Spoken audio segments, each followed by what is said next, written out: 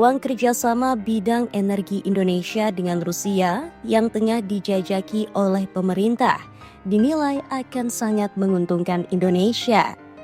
Akan tetapi, investasi sektor energi dari negeri beruang merah juga dicap masih beresiko tinggi karena sanksi Amerika Serikat dan Uni Eropa tidak kunjung dicabut guna membredel akses pendanaan perang Kremlin terhadap Ukraina.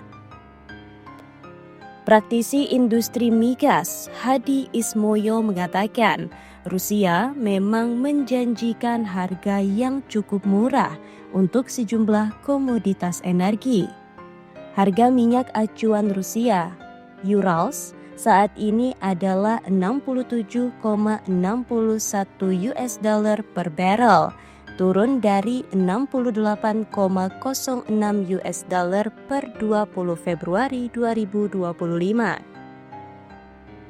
Urals selama ini diperdagangkan dengan harga lebih rendah dari Brent di tengah price cap yang ditetapkan negara G7 di level 60 US dollar per barrel.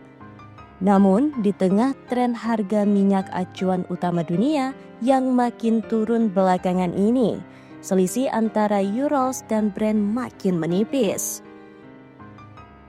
Terlebih, minyak Brent untuk kontrak Juni per hari ini diperdagangkan 1,8% lebih rendah di level 66,76 US dollar per barrel. Adapun harga gas alam cair atau liquefied natural gas atau LNG Rusia tidak terdata secara konsisten di tengah sanksi barat.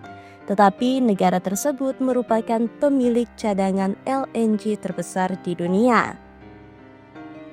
Walakin, Indonesia mengklaim tidak membutuhkan impor LNG saat ini karena pasokan domestik yang mencukupi.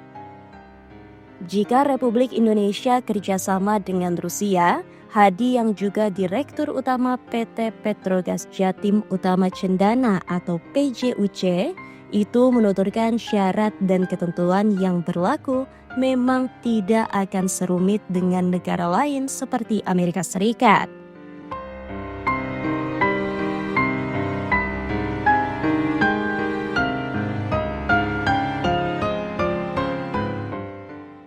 Hadi yang pernah menjabat sebagai Sekretaris Jenderal Ikatan Ahli Teknik Perminyakan Indonesia atau IATMI, mengatakan selama ini teknologi perminyakan masih didominasi oleh negara-negara barat. Teknologi Rusia padahal juga tidak kalah bagus.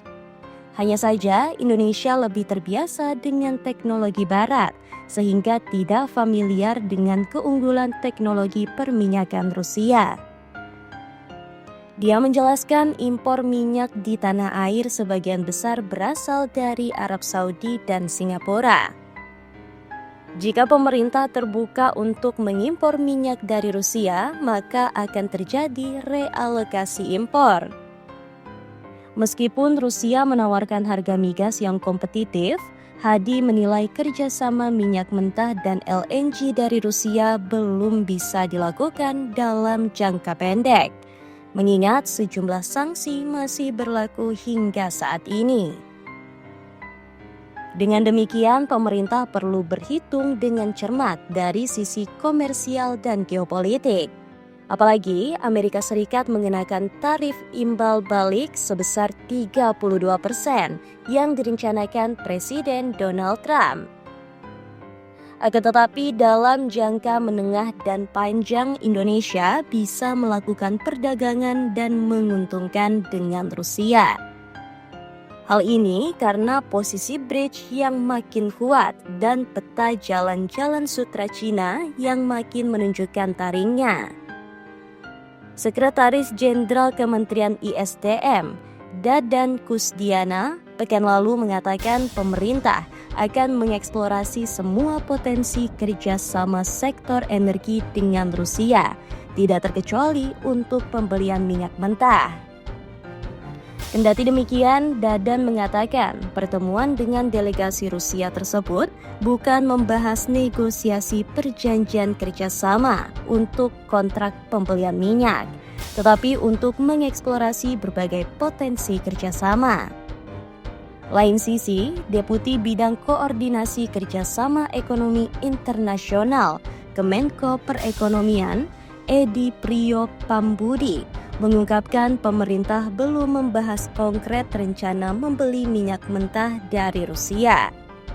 Menurut Edi, saat ini kedua negara baru menjajaki dan melihat semua kemungkinan.